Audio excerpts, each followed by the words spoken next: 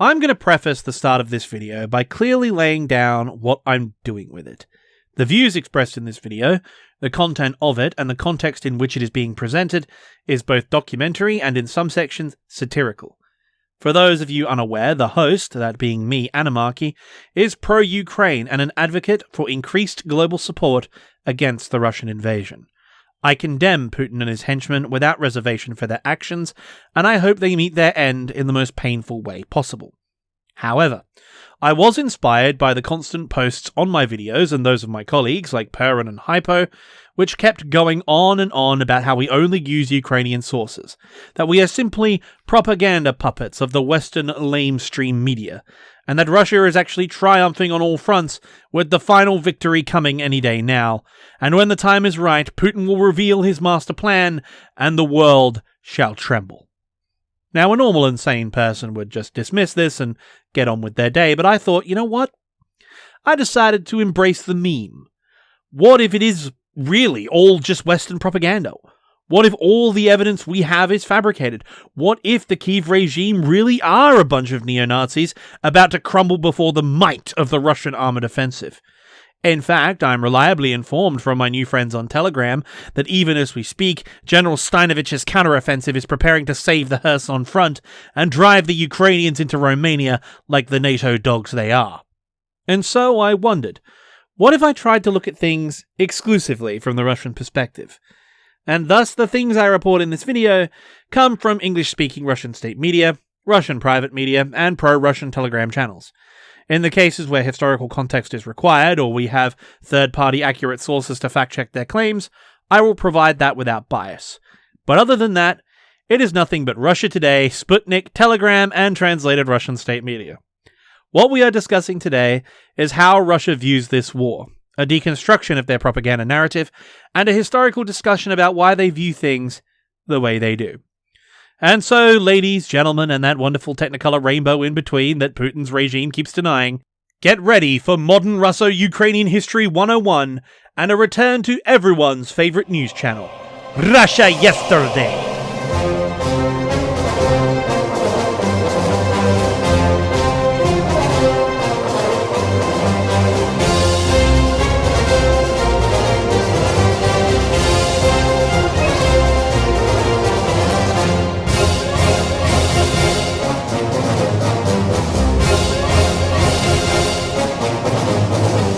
But first, a word from our sponsor. It gives me great pleasure to say that this video is sponsored by Atlas VPN, and right now, Atlas VPN is running an insane Black Friday deal.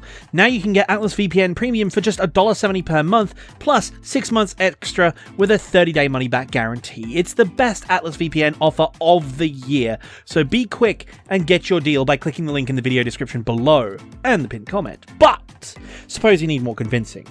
VPNs are the first line of defense when browsing online, and Atlas VPN has a big focus on your security. It blocks ads, malware, malicious links, and trackers while notifying you when someone tries to steal your data.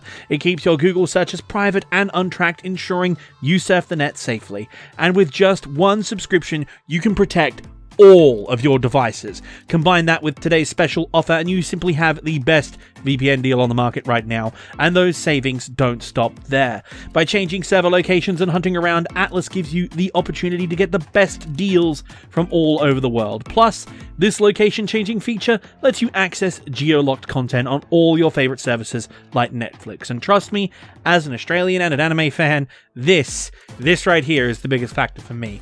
So go out and get Atlas VPN Premium for just $1.70 a month, plus 6 months extra with a 30-day money-back guarantee. As I said before, it's Atlas VPN's best offer of the year, so get your deal by clicking the link in the video description below. Right now, get it. Go get it. It's great. Anyway, thank you for the sponsor. On to the video. So the first thing we are going to cover is how the war is framed, starting with the big picture and working our way down. However, I must moderate my language, for as we know, it is not a war, because Putin and the Russian government refuse to call this a war, because it's not. It's definitely not a war. What it is a special military operation for the protection of their countrymen in the Donbass, who have been subject to genocide by a Western puppet government based in Kyiv, who are in turn controlled by a cabal of neo-Nazis hell-bent on the destruction of Russia and Russian identity. It also has the secondary objective of defending the motherland against encroaching NATO interference from the West. Furthermore, Russia, ostensibly, considers Ukraine intrinsically part of their cultural sphere. So much, in fact, that they too should be a part of the great Russian fraternity with Belarus and the other Eastern Slavic states. Ukraine's nationhood and Ukrainian identity are not a legitimate entity. They are rather fabricated divides concocted by reactionary forces, mistakenly legitimized by Lenin and the Bolsheviks after the fall of the Russian Empire. This special military operation being launched in Ukraine is not just an operation to protect ethnic Russians in the Donbass, it is in fact an operation to liberate Ukraine from their Western overlords, expel the Nazis who run their government, and restore Ukraine to its rightful place as the proud and noble Russian borderland, the breadbasket of the East, home of the Cossacks, center of Slavic culture, and a jewel of the Russian Empire. Thus, when they annexed the eastern half of the country and as Russian tanks rolled through the streets, they declared it a liberation. The word invasion or occupation is enough to get you arrested in Russia, as is calling it a war. They are unequivocally the good guys, facing down a resurgence of the world's greatest evil, restoring the motherland to her rightful place on the world stage, her disparate people united as one against the corrupting and decadent influence of the West. And that last part has been the primary focus and the absolute cornerstone of their propaganda efforts in almost every aspect of this conflict, which we will touch on multiple times throughout this video. But in the context of reporting and propaganda, you first need to look at this from a Russian viewpoint, and as such, like every video on my channel, this section starts with a history lesson, but I'm going to be giving it from a Russian nationalist perspective.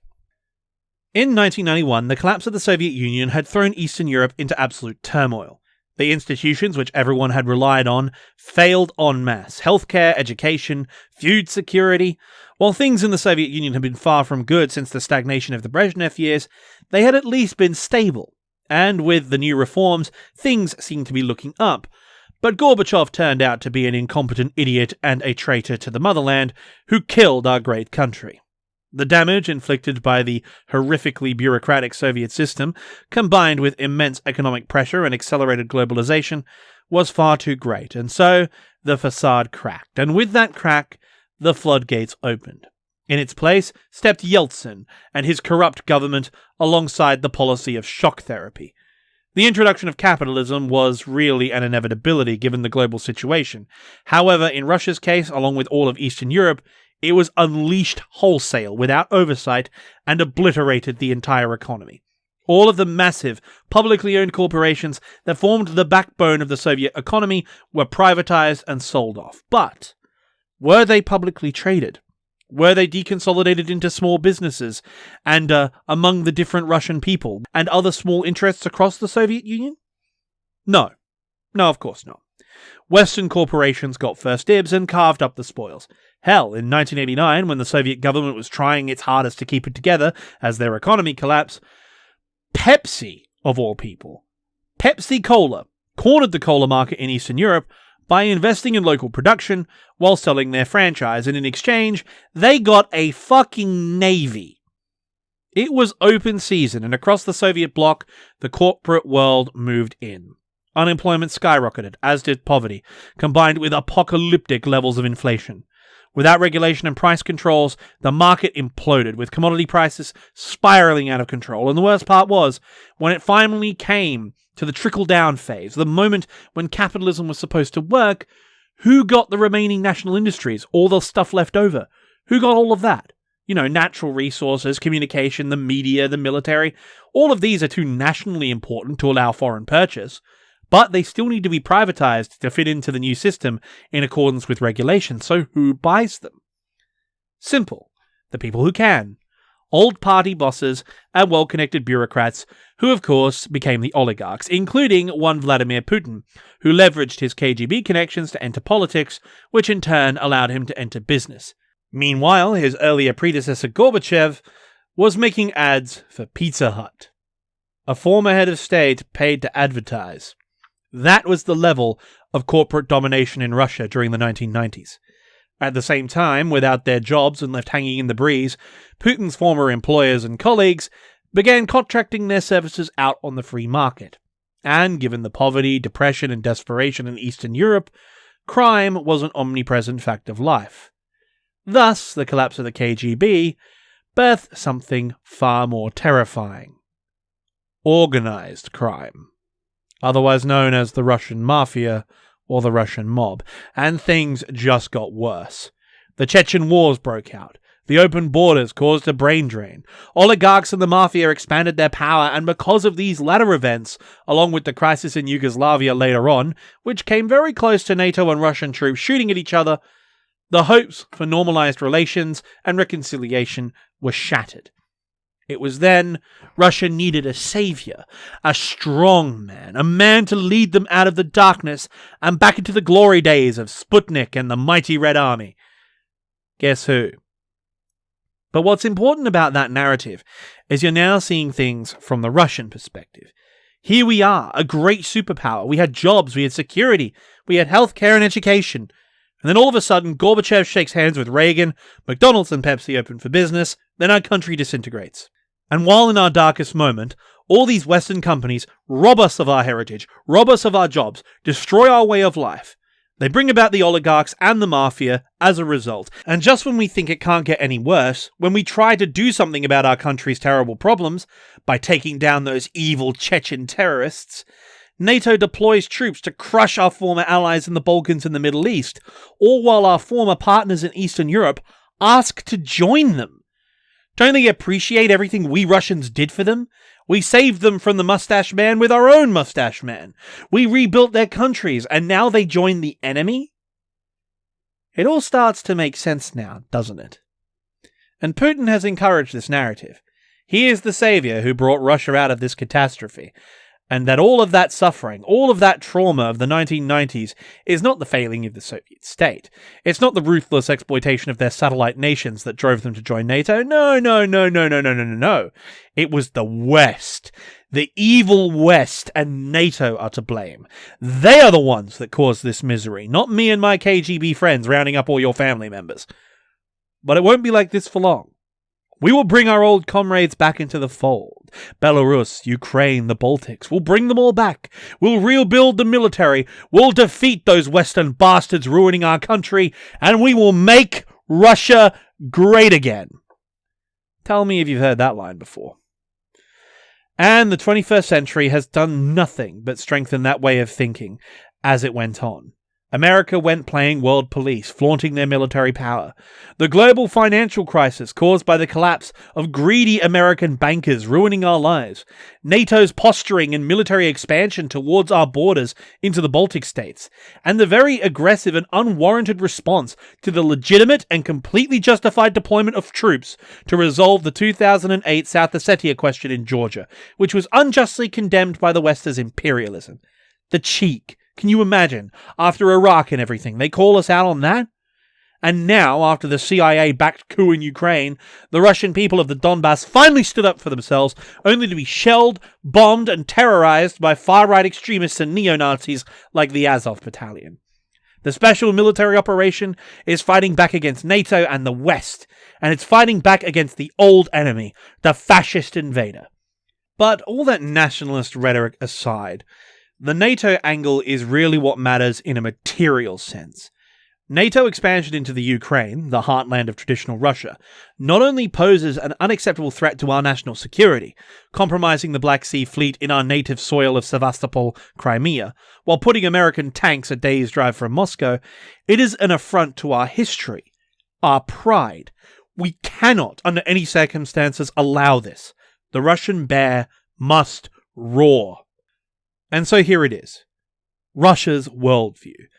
This is how the Russian leadership, Russian nationalists, and to a lesser extent, the general Russian public, view the current situation. Or at least, it is the party line pushed by the Russian state and private media, and the narrative that fits their geopolitical goals.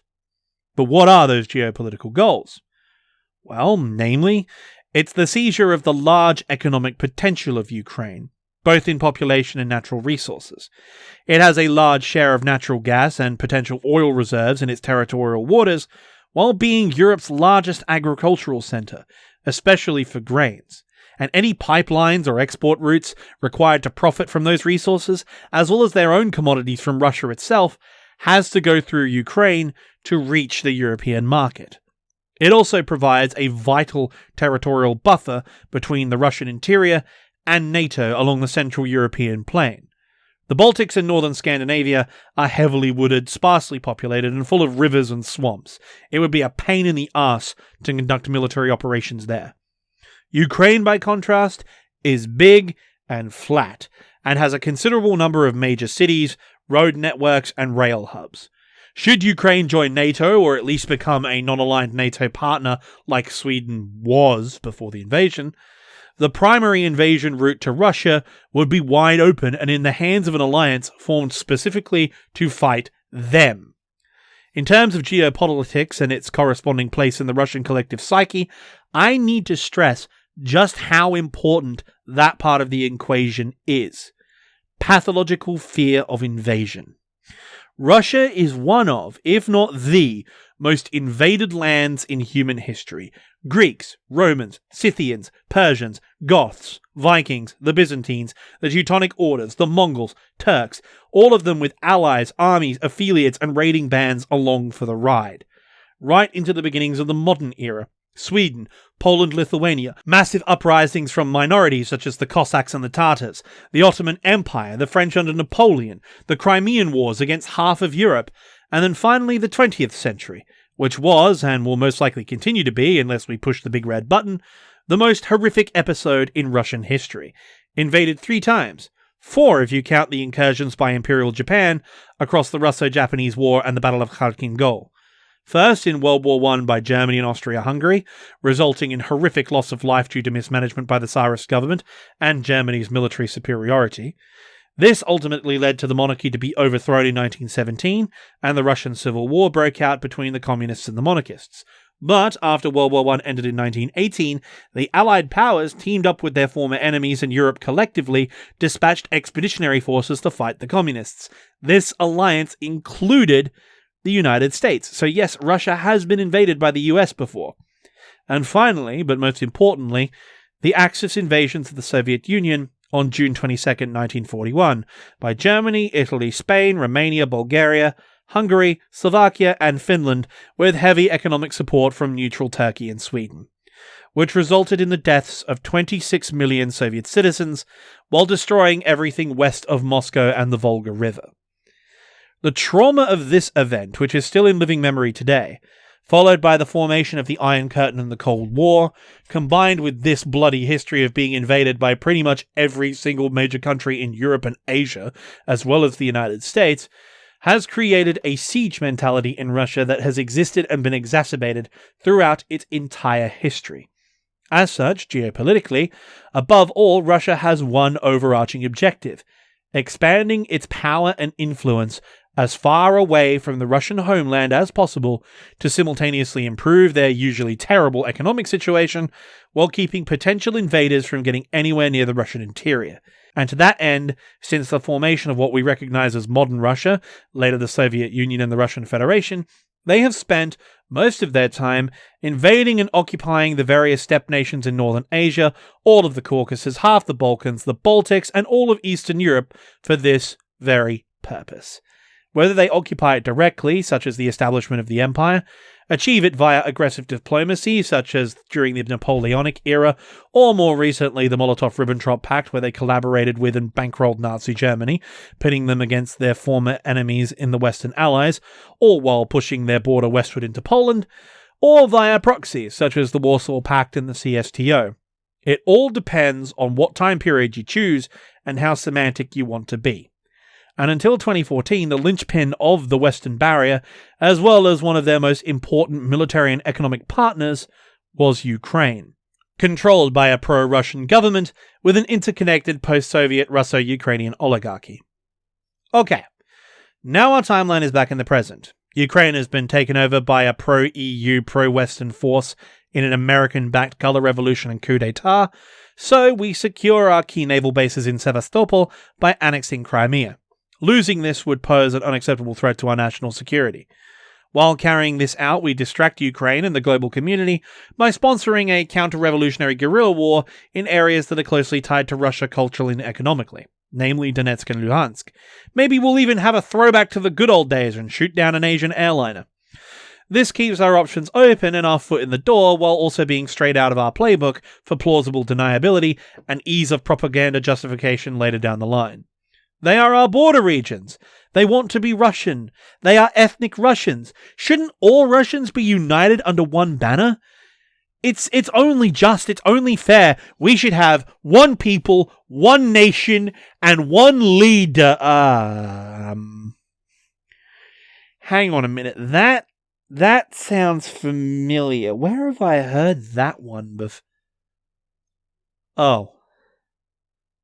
Well, I was looking for a segue, and I don't think there's much better than that. Let's talk about the rather awkward elephant in the room and rip the band-aid off. I was going to have to address it sooner or later. It's time for YouTube's favourite topic. Sir Integra, is something the matter? It's the f***ing Nazis! Alrighty, so I'm going to say this right now, and I want to make it very clear. I opened this segment comparing Putin precisely to the one-nut wonder with the world's worst moustache. So that should make my position on his claims of denazification very apparent. So I will simply say this. There will be a video at some stage I will make dedicated to this very subject. It won't have a sponsor, it won't have any jokes, it will be long and it will be taken very seriously because quite frankly, that discussion requires a lot of historical context that will make this video over 2 hours long. It also requires a lot of research and even more nuance. But I can't talk about the Russian perspective of the war without covering it briefly here. Alright? So, keep it civil in the comments. I will be watching. Alright? Okay. So, there are two major reasons why they bring up the topic of denazification. The first and foremost reason is to rally support from the Russian people. As mentioned before, the defining moment of the Soviet Union and later the Russian Federation was their victory in the Great Patriotic War, which is the name they call World War II. The suffering caused by the advance of Hitler and the Axis was beyond anything we in the West can begin to understand. The level of devastation and death caused by that war defies imagination. More Soviet citizens died than all the other nations in Europe on both sides combined. Every single native Russian, and every single native Ukrainian for that matter, has a family member who died in that war. And like it or not, the people of Eastern Europe contributed more to that victory over Nazism than anyone else. And therefore, the moment that Soviet soldiers raised the flag over the Reichstag is the single proudest moment in Russian history. So much so that Russia's biggest national holiday every year is Victory Day, marking the surrender of Nazi Germany every year with huge parades, memorial services, and a massive focus on patriotic celebration. In a twist of irony, however, the iconic photo used to mark the occasion was taken by a Ukrainian of a Ukrainian. The guy holding the flag, by the way, he later went on to be Kyiv's fire chief. Fun fact. Anyway, by invoking the memories of World War II, how Russia strove from tragedy to triumph, Putin can get a lot more support by tapping into an innate cultural, patriotic touchstone. If you thought the US government was reaching by using 9/11 for 20 years to justify foreign wars and restrictions of our civil liberties, try using an 80-year-old war to do both of those things. We've seen helicopters, howitzers, aircraft, all of this Russian equipment with phrases like "on to Berlin" and "for Stalin" emblazoned on them proudly. We've also seen footage of Russian tanks flying the victory banner and the Soviet flag from their antennas. That's how deep this goes. Their current government and economic system bear little resemblance to the Soviet Union beyond its oligarchic corruption, nor does it share any of its supposed ideological beliefs. While the country they are invading was the economic cornerstone of that union and its only internationally recognized independent member state. But that doesn't matter anyway. It is a symbol of when Russia was strong, and that's good enough for Putin's purposes. But you can't just make an arbitrary claim like this, even if you are a dictatorship. Unlike social media, you can't just stamp your feet and call your opponent a Nazi. especially against a country which a decent number of your people have family in who you supposedly consider friends and countrymen. However, this is the part where we get controversial. Because, like with all of the propaganda angles we've covered, Western corporations invading and ruining Russia's economy, NATO expansion into Russia's sphere of influence threatening their national security, American involvement in Euromaidan of 2014, and a considerable presence of neo-Nazism in Ukraine officially sanctioned by the elements of their government. There is a distinct methodology to this propaganda. As the famous author of Starship Troopers Robert Heinlein so aptly put it, the first and best way to lie artistically is to tell the truth. Just not all of it. And all of these claims are true, if you only tell half the story, or put the right spin on it. History is never, and I mean never, black and white, as much as we would like it to be. When Russian propagandists talk of how the West ruined Russia, they conveniently gloss over the decades of corruption and economic stagnation under Brezhnev, who halted Khrushchev's reforms and consolidated state power, leaving Gorbachev to try and salvage a mess of their own making. When they talk of NATO expansion, they leave out the fact that the nations who joined were left underdeveloped and essentially militarily occupied in the hands of people like Ceausescu and the Stasi, while any dissent was quashed beneath Soviet tank tracks. Hence the nickname of authoritarian leftists today, tankies, whose sole political position is America bad, and I should know, I used to be one of them.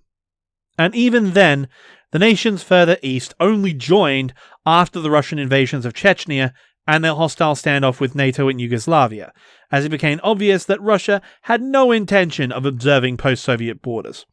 As for American involvement with the Euromaidan, it's true. The American government and its officials directly supported, aided, funded, and even appeared publicly with the Euromaidan movement, late Senator John McCain being one of the most famous of them. We have recorded phone calls between State Department officials and members of the new Ukrainian Rada, where the United States very directly influenced state policies of Ukraine in the early days, which was soon followed by a large influx of US economic and military aid. But like with all revolutions, there wouldn't have been one unless a large section of the population felt that that change was necessary, and it definitely was necessary. I don't care who you are. You don't sing the national anthem and charge into riot police firing live rounds at you for some abstract political master or a CIA paycheck. You do it because you believe in something. Euromaidan was a culmination of frustration and anger from the Ukrainian people dealing with a corrupt government. A leader who was proven to have rigged elections and imprisoned opponents. He even attempted to assassinate one of his campaign rivals. He strengthened and repurposed the Berkut, a police unit originally formed to stamp out organized crime, into a political riot force and secret police to suppress public opposition to the regime, all the while engaging in, you guessed it, organized crime. Ukraine had struggled with economic hardship, trapped in between the two major world powers, corrupt governments, and secret police. The people wanted to improve their lives and the state of their country. Their government's political and economic alliance with Russia under Yanukovych simply rendered their votes, their freedoms, their communities, and even their very culture the property of the Kremlin. But of course, Russia today doesn't report that, does it? And that leaves us with the final and most difficult part. Nazism in Ukraine. Now, as I said before, there will be a dedicated video on that subject, but I will try to put it simply. Putin's claim that Ukraine's government is controlled by a neo-Nazi cabal is flat-out ridiculous.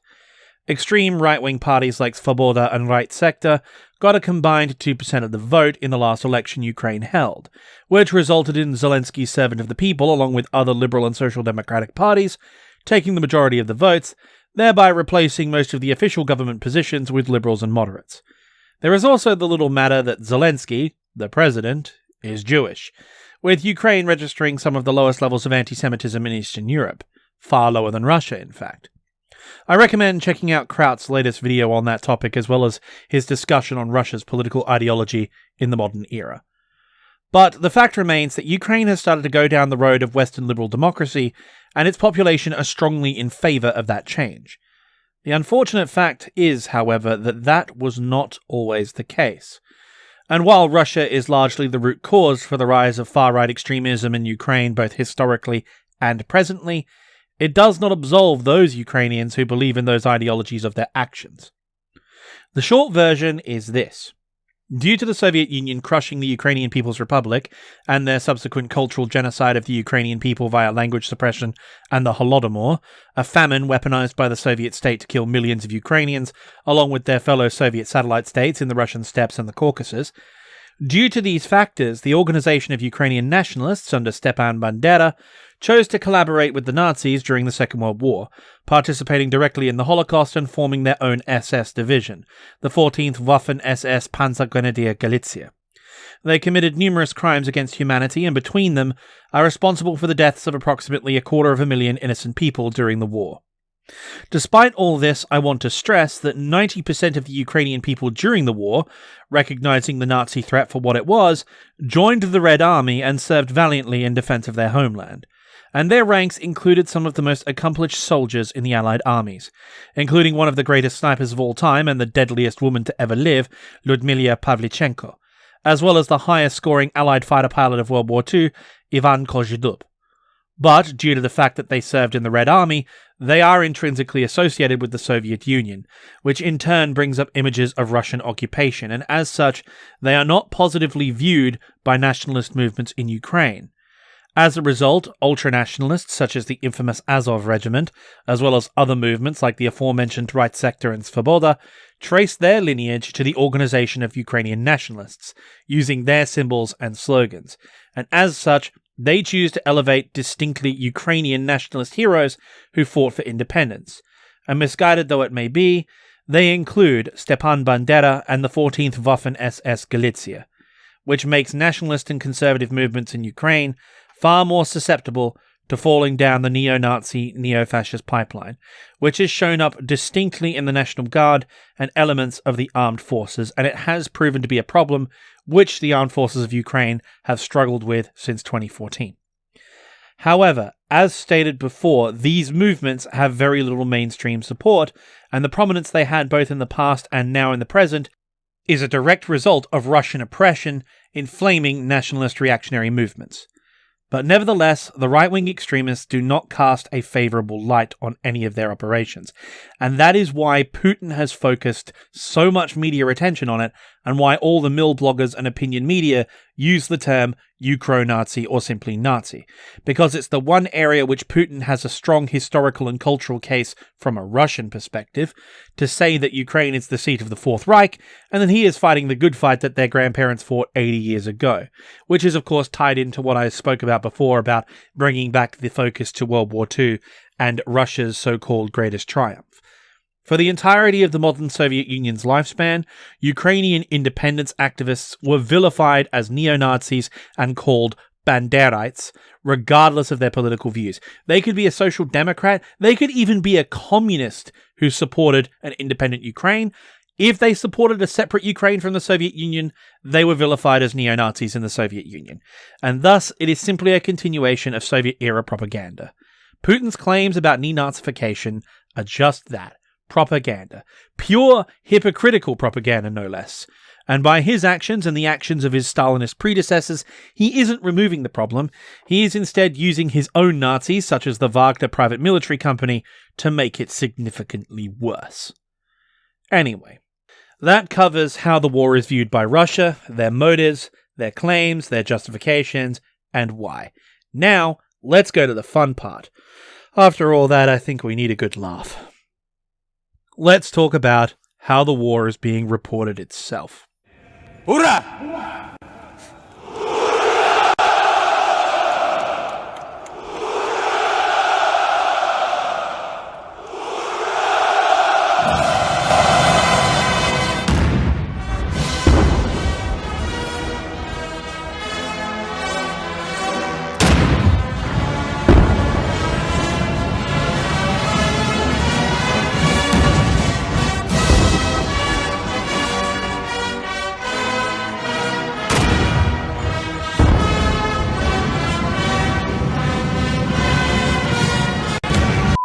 When discussing how Russia reports the war, I could go into an entire tangent about how Orwellian doublethink is endemic to the dictatorship. For example, in the recent events of Russia withdrawing from Kherson, yet again invalidating part of my script, so this is a post-record edit, behold, Exhibit A. Стало известно о решении Министерства обороны нашего, о том, что мы выводим войска с правого берега Днепра, то есть мы оставляем Херсон и занимаем оборону на левом берегу. Значит, если вы ждете, что я сейчас вам объясню свое отношение к этому, то я вам ничего не скажу. Но объясню почему. Если я поддерживаю это решение и говорю, что Министерство обороны поступает правильно, оставляя Херсон, то получается, что это публичные призывы к нарушению территориальной целостности Российской Федерации. В нашем Уголовном кодексе это статья 280, часть 1. Я специально сегодня утром проверял. Несколько лет лишения свободы. Если я не поддерживаю это решение, я считаю, что Министерство обороны поступило неправильно, оставляя Херсон, это публичные действия, направленные на дискредитацию вооруженных сил. Та же самая 280-я статья, только часть 3. Срок лишения свободы приблизительно такой же. Я в тюрьму не хочу. Поэтому сейчас... But in reality, the comedic genius of Leslie Nielsen sums it up. All right, move on. Nothing to see here. Please disperse. Nothing to see here, please. In my time monitoring literally every English-speaking Russian news source, 90% of the news was not about the special military operation at all. Rather unsurprisingly, it focuses entirely on negative domestic news throughout the EU and the United States, and the little available positive news inside non-aligned nations, Russia and China. A big focus has been placed on the European energy crisis caused by the special military operation, with the implication that the sanctions, as well as Russia restricting access to oil and gas, the West will break any minute and abandon their support for Ukraine due to the economic pressure Russia is putting them under. They also hyper-focus on any reported acts of Russophobia in the West, such as closing borders to Russian citizens, people being kicked out of an establishment for being Russian, etc. They report it as a sign that there is a coordinated hate campaign with the end goal of enabling the deportation of all Russian nationals from Western nations and impending genocide should NATO intervene and save Ukraine from their victorious troops. The only thing they seem to actually report accurately in their coverage regarding that is Ukraine cannot maintain its current military operations without NATO support, and that its economic systems will eventually collapse without the assistance of the EU. To match the material capability of Russia, Ukraine essentially has to be all hands on deck. The longer the war goes on and the more men are mobilized, the less time they are spent making things, selling things, growing things, and most importantly, buying things. But something rather poignant in their anti-Western propaganda is their condemnation of Western liberal values. One specific example is, of course, the rights of the LGBT community. Transgenderism is portrayed as a moral sickness, Western decadence, and the destruction of family values, as is homosexuality. This is nothing new for Russian propaganda, but it plays a strong part in the ethno-nationalist conservatism of Putin's ideological goals. Anti-LGBT legislation has been increasing both in frequency and popularity in Russia over the past decade, and once again the victories won by the progressive movement in the West are being weaponized to shore up support for their regime. But of course, that's not the part everyone's interested in. What you want to know is the remaining 10%, how Russia reports on the war and Ukraine in general. And to be honest, it's all very unsurprising. For general reporting, it is actually much the same as Ukraine, or rather any major country in a war. Everything is under control, victories are constant, our forces are fighting just as you expect them to. But there is one major difference between their coverage and Ukraine's, and that is, rather tellingly, their production value. One thing I've noted in almost all the uploads from the Russian Ministry of Defense Telegram account is they are in widescreen and very coordinated. The tanks and machine guns fire in unison at the same time. The troops move in strict formation while being fully equipped in the most modern equipment. In short, it's all staged for the camera.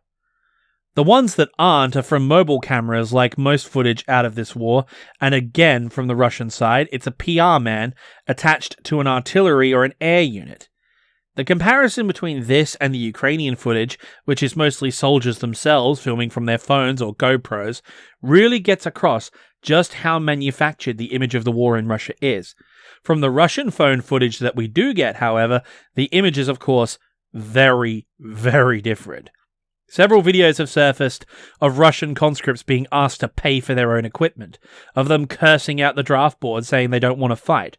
We also have one of the conscripts discussing that the training they received is completely inadequate. We have multiple of those, in fact. This is the most contentious point, because 2/3 of the videos released by the Ministry of Defense since mobilization have been showing Russian troops training. Interestingly, in some of the footage we have seen, early Cold War era helmets make an appearance, cleverly disguised with modern helmet fabric coverings. The separatist forces, it seems though, are not so lucky. From soldier recorded footage, we have seen them issued with literally World War II era gear. Old helmets, steel plate body armor, and the good old-fashioned Mosin Nagant. Still works too. Not sure how you run out of AKs in a post-Soviet state, but looking at the condition of some of the weapons the conscripts have been issued, the Mosins are probably more reliable, and all I'm going to say is, when a Mosin is your most reliable weapon, I think it's time to take stock of your military situation somewhat. But that isn't the only discrepancy. In all the footage we see of the Russian army marching forth to do battle, we see the armoured fist of the motherland's finest. We see T-72B3s and T-90s. Yet, once again, their equipment situation is not as advertised. We now have confirmed large-scale movements of earlier models of T-62 from the first round of modernization back in the 80s, with little to no ERA and no side skirts. They've probably been in deep storage since then, to be honest. The improvised armour on top is a nice touch.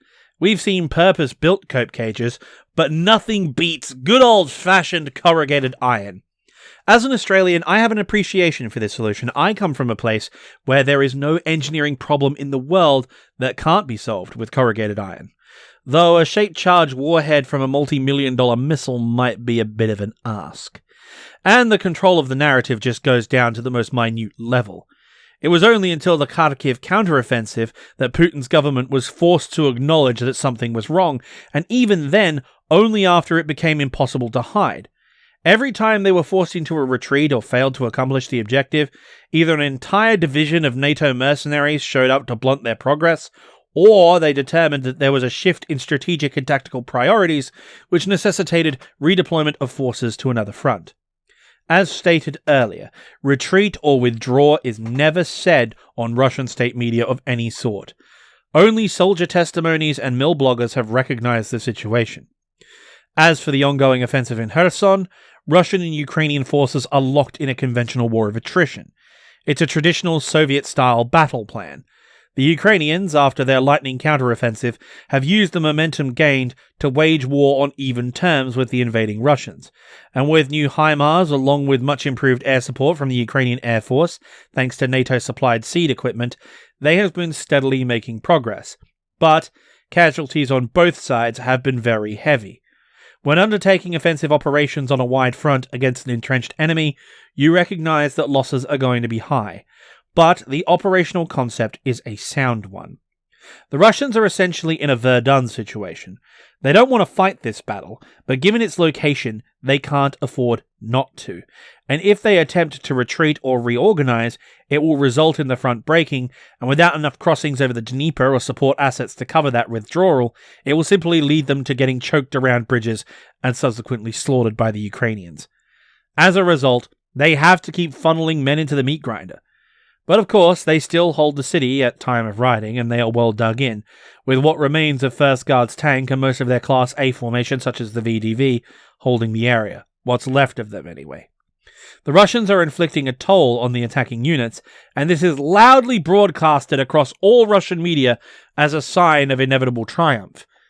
The irony being, of course, that by transmitting the fact that you are holding the line against an attacking force, you are admitting that you've lost battlefield initiative, and that your liberation is on the defensive. It's one of Russia's biggest setbacks since it invaded Ukraine in February. Here, the commander of Russian forces in Ukraine tells his boss their military's position in Kherson, the only major Ukrainian city Russia has captured during its invasion, was no longer tenable. Every time. Every goddamn time. Likewise, the annexation of eastern Ukraine by Russia is reported as an unmitigated success, with complete cooperation from the inhabitants welcoming their liberators. I know it's a meme at this point, but I never thought the Russians would end up going full North Korea. But silly me. Where did the North Koreans learn how to do propaganda in the first place? I mean, seriously, they reported a 90% approval rating for that referendum. Just no. In Donetsk and Luhansk, maybe, and even then, that's a bit of a stretch. No way. It's a joke. And what's worse, we've heard of people being, quote, evacuated from the new areas as a precautionary measure because the Ukrainians are attacking those areas and they're being moved to Russia for their safety. Look, as someone who studies history, I know where that goes. But, I mean, as depressing as that is, there have been some pretty damn funny propaganda pieces released by the Russian Federation. For example, there was one I saw the other day that said Putin was annexing eastern Ukraine as a precautionary measure because Poland was planning to annex the western half under a puppet government. Also, there is now the famous Moskva sunk in a bad weather story because a missile cruiser designed to sink aircraft carriers in the North Atlantic, though I rather doubt its abilities to do that on that front, can't survive a light storm in an inland sea. Though my personal favourite is one that I found on a Russian Telegram channel, claiming that all the people fleeing Russia is actually Western propaganda, and that thousands of the cars at the borders with Latvia and Estonia were registered to Ukraine, and that was all a massive stunt to boost failing morale in the West. While at the very same time, they did this. They made a propaganda video warning people that the West is a bastion of hyper-wokeness, and as such you don't want to leave. Roll the clip. Как я давно хотел это сделать. В Америку летите? Да, переезжаем. Америка самая свободная страна. Страна возможностей. А вы с мужем летите? Да, мы вместе. Он сейчас подойдет. А вот и мой муж. Знакомьтесь. Эмили.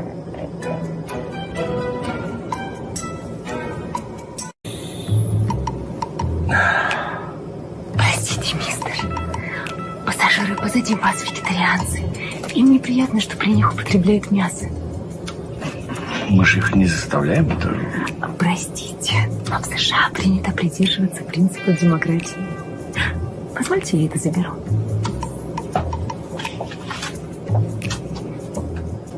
Парень, тут очередь в туалет.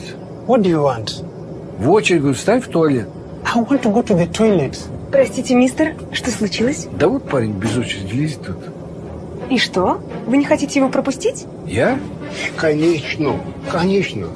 Его надо пропустить. Мы подождем. Его народ долгие годы терпел притеснение белых. Мы перед всеми афроамериканцами в долгу. Простите нас, сэр. Прошу вас.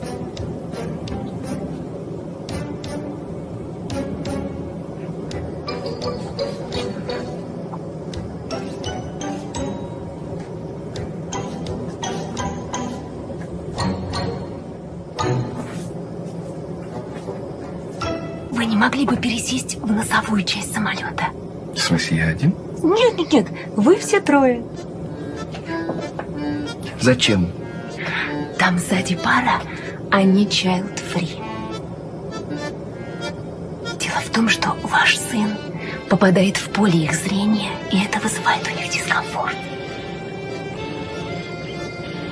Прости, матушка Россия! Мы возвращаемся! You know, I love how they managed to be sexist, homophobic, transphobic, and racist within the span of a minute. Gotta hand it to Putin. If nothing else, he's speedrunning the next US election cycle. But it's time for the grand finale. the meat and potatoes. It's time for the big finish. It's time for the Russian Ministry of Defense's casualty estimates for Ukraine. And oh boy, it's a fun one. I have been constantly critical of Ukraine for being overly optimistic in their kill claims. But even then, the Russian bots in the comments keep exclaiming that I only use Ukrainian sources and that OSINT people are biased. I should trust the Russian Ministry of Defense's figures, as they are far more credible. Well, if you want to know why I don't use Russian sources, let's see here. At the time of writing, this is the official MOD casualty report for the AFU. So let's start with the most obvious one, and the one which I find the funniest. The number of aircraft destroyed. The number listed here is 328. Now, Oryx confirms 54 aircraft of the Ukrainian Air Force destroyed, along with 22 helicopters and 47 UAVs. So this seems to be just the endemic overclaiming of air kills. This isn't new, of course. As I mentioned in my Air War series, this is something that happens in every war, as the process of verification for aerial kills is very difficult and subject to so many variables that most countries overclaim by between 25 to 75%, depending on how strict they want to be.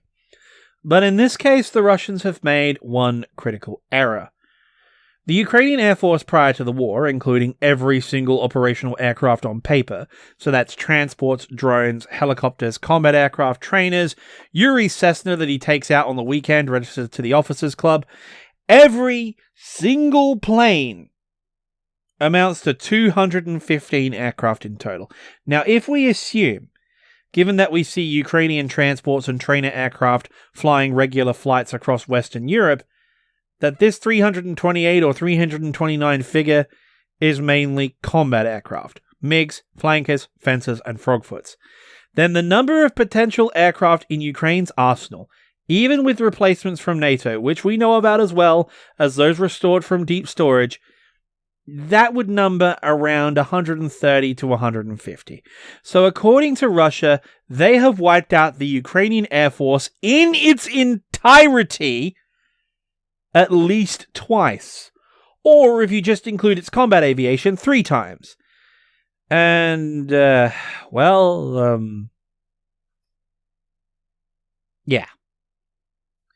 But it keeps going. 167 helicopters.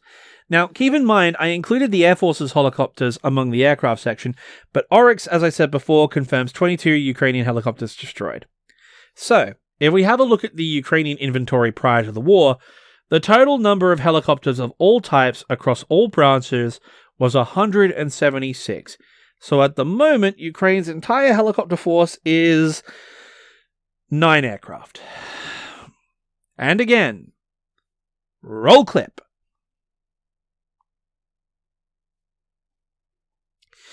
Now, the easy explanation of these clips is that NATO is giving them hundreds of surplus Soviet helicopters that they bought on the black market or something. I mean, I don't know.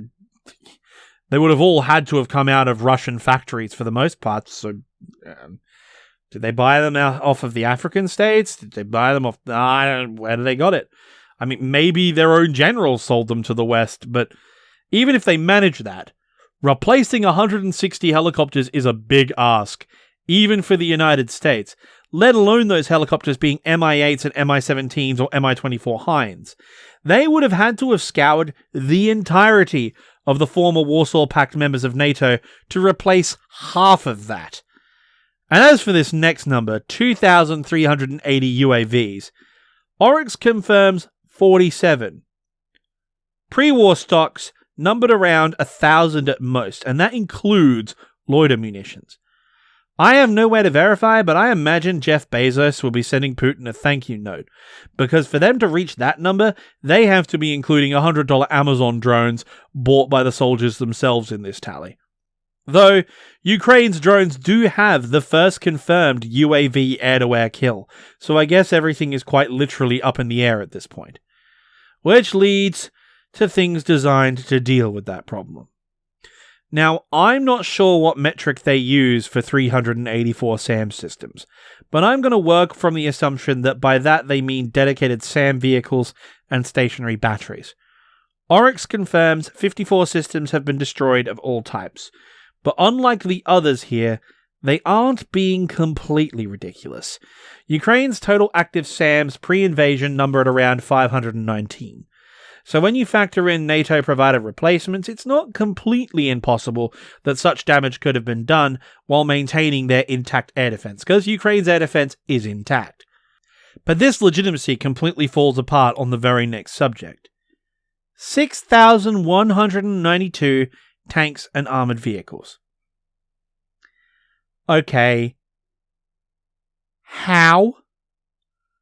Oryx confirms 339 tanks, 182 AFVs, 346 IFVs, 179 APCs, and 20 MRAPs confirmed destroyed. That adds up to 1,066. Let's round up. Let's round it up. Let's be kind. Let's round it up to 1,200 if we include assorted minesweeping versions, engineer vehicles, assorted field modifications, etc. Now, former Soviet states have a shitload of old surplus gear, I grant you. But even adding the ludicrous numbers of MLTBs and BTRs they potentially had in storage, plus older T-72 models, plus NATO replacements, if the Ukrainians had lost 6,000 armoured vehicles, what the fuck did they launch the Kharkiv counteroffensive with? I know we sent them some Bushmasters, and by God am I proud of that fact, but we didn't send them enough to equip the entirety of Northern Army Group. Even with all the NATO vehicles sent combined, it only numbers maybe 1,000 in total. So either the Ukrainians are walking, or they are surviving entirely on vehicles they stole off the Russians. If either of those are the case, should you really be trumpeting this number so loudly? I mean, seriously, even if you factor in all the stored Soviet gear that hasn't run since Gorbachev's budget cuts in the 80s, 6,000 armoured vehicles amounts to every single tracked and 8-wheeled vehicle in Ukraine. Literally every single one. So either Lend-Lease is kicked in really quickly and really hard, or someone is lying, and I'm betting on the latter. The same goes for the MLRS, and they have supposedly destroyed 879. Where Ukraine got all those, I have no idea. Ukraine has around 700 total, and that includes NATO-supplied launchers such as the M270 and HIMARS. Oryx confirms 29 destroyed, and they even included rocket technicals in that number. So how Russia got this number, I have no idea. As for the other two numbers, they are so broadly defined I'm not even going to bother. You get my point. The Ukrainian claims are optimistic, sure, but Russia's are just flat out ridiculous. The only way Ukraine has this much equipment is if you count stuff they stole from you. Honestly, we could be at this all day. To the Russians blaming the UK for the drone attack on Sevastopol, to American PMCs being the primary fighting force in the Donbass. I mean, Minister Shoigu, the Minister of Defense for Russia, got on state TV and said they had killed 110,000 Ukrainian servicemen. 110,000 Ukrainian Army KIA. Think about that for a second. I'm pretty sure their professional military before the war numbered maybe 80,000 in total across all three branches. That means that the entire Ukrainian professional military, or at least the equivalent of it, has been reconstituted. And that's not even factoring in that every time you have a KIA member of service, right, you would also have maybe 2 to 3 wounded or captured. Okay? So, basically, if Russia's claims on killed are correct, or at least Shoigu's claims on killed are correct, that means that Ukraine would have probably lost 300,000 men. I think we would have noticed. I'm pretty sure we would have noticed. But you want to know something? That isn't even the wildest thing. The wildest place on the internet right now is pro-Russian Telegram run by mill bloggers. Man, I've seen Copium before. Trust me, I am an online leftist, okay? I have seen Copium before. But holy God, not like this. Forget some of the useful idiots you see on here, like all of those roundtable morons Laserpig dismembered on his channel. These guys are unhinged. They deserve an entire video unto themselves after the insanity I've witnessed in these groups. The blind assertion that Russia has air supremacy. The whoops of joy after Putin blew up a few apartment blocks in Kyiv, achieving nothing militarily, while the Ukrainians had severed one of their most vital supply routes to Crimea.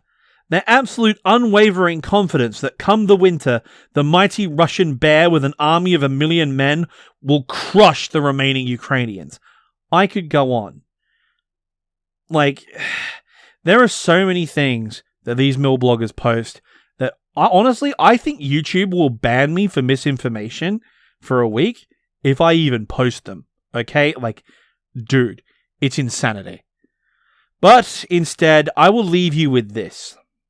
In one of the groups I was in, the group leader calling himself the General, yes, really, hosted a poll on whether Putin should use nuclear weapons in Ukraine, and this was the result. This is a large group, by the way. It has over 1,000 members.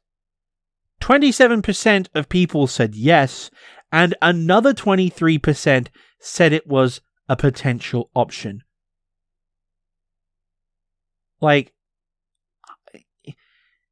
this ends the world, right? I mean, I'm all for ending the world for the memes, but like, seriously, no, this will actually end the world.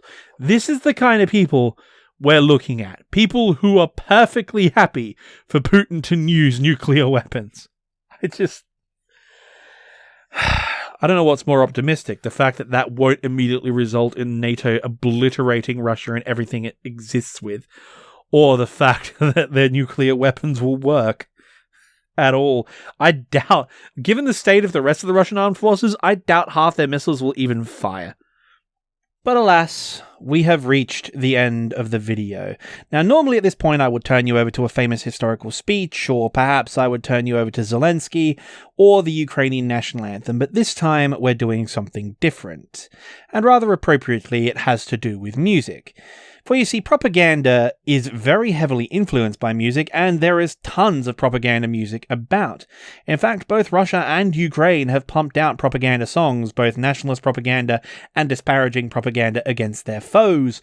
And so, music is a cornerstone of the idea of propaganda. It's all projection of your ideology and your message. But more than that, music has always played a cornerstone role in every conflict humanity has ever fought. The great composer Tom Lehrer, for example, said that every war has a song. I mean, after all, World War I had A Long Way to Tipperary, World War II had Hitler Has Only Got One Ball, Vietnam had basically the entirety of 1960s rock. I mean, the list goes on, but the problem was there wasn't a song for World War III, for the simple reason that World War III would be over so quickly and everyone would die that there wouldn't be any time to write it. And so, if we were going to have a song for World War III, we better write it preemptively. Now, Tom Lehrer is the favourite composer of my guest at the end of this video. I am signal boosting another creator because he has taken the ultimate step. For while Ukraine and Russia have got an endless pantheon of their own propaganda songs, we in the West have not yet got our own song. And so, Mr. Angus Patterson, a classically trained pianist and far more talented man than I, from the University of Edinburgh, he gives lessons in piano, by the way, has remedied this situation, and he has decided, in the spirit of Hitler Has Only Got One Ball, to tackle our main man, Mr. Vladimir Putin. I will leave you in his very capable and very talented hands. Thank you, and good night. Slava Ukraina! Well, hello, and a very long time no see. Now, I'm sure many of you, if not all of you, will be familiar with the character of the Big Bad Wolf, who has appeared in several of the Grimm's fairy tales.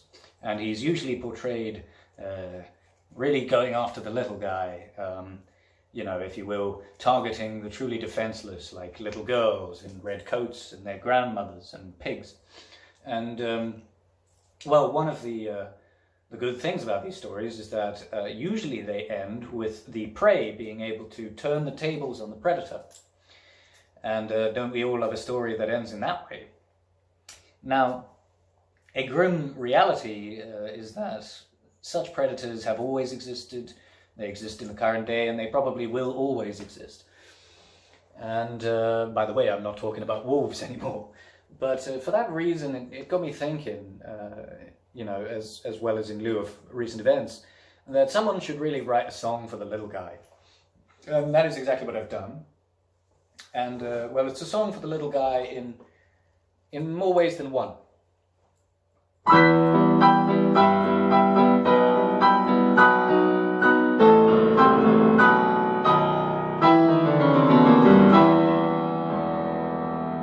According to the incredibly credible internet, the man whose name's been occupying the news, the very same man who has the Western powers in a threat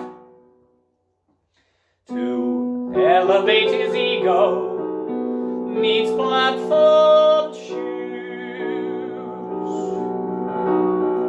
The best bet I found put him at around 5'6". Don't stress, I know being short is not the crime, but I confess I was surprised to learn that this huge prick's eyeline is around the same height as mine, which is not very high, I assure you.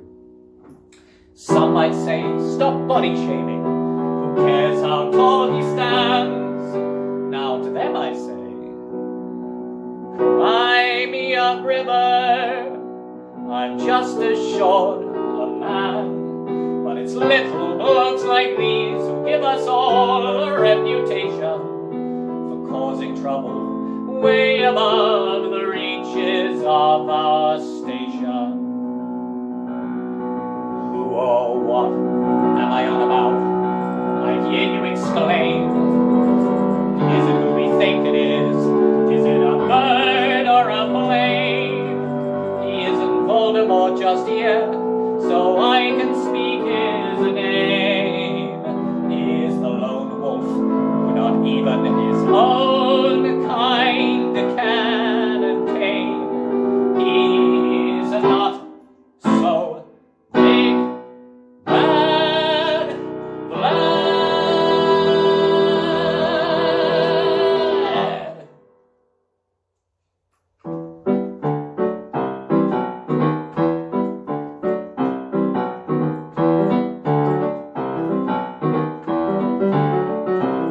Who's emerging over the brow of the hill, riding a bear with no shirt on, but he's not catching a chill, cause he's got ice in his veins, and yeah, he's ready to kill, cause he's not so big, but he's really very bad, it's Vlad.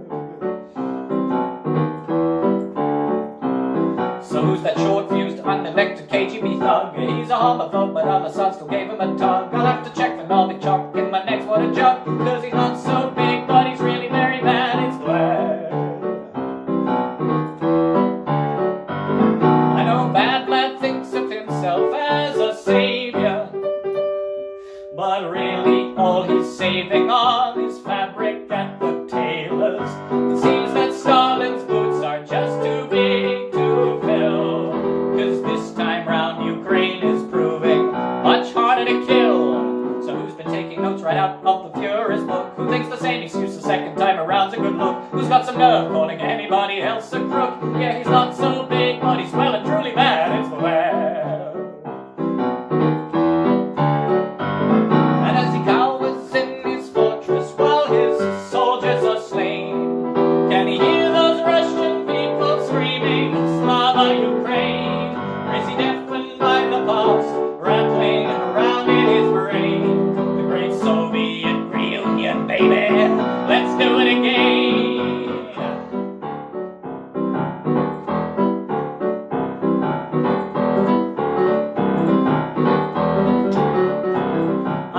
About your stature, the inches you lack. After all, I think the kettle calling you the pot black. It's that you thought you could blitzkrieg Ukraine on your own, but the house was built with walls of steel rather than stone. So you can huff and you can puff and you can send in the troops. You use thermobaric bombs or even threaten with nukes. But even if you succeed, though you may think you were slick, with all that huffing and puffing, you would accidentally suck it right on Zelensky's.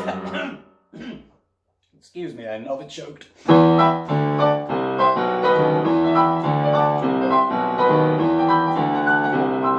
So who's up afraid of dangerous, Napoleonic, murderous, and diabolic. Some say he is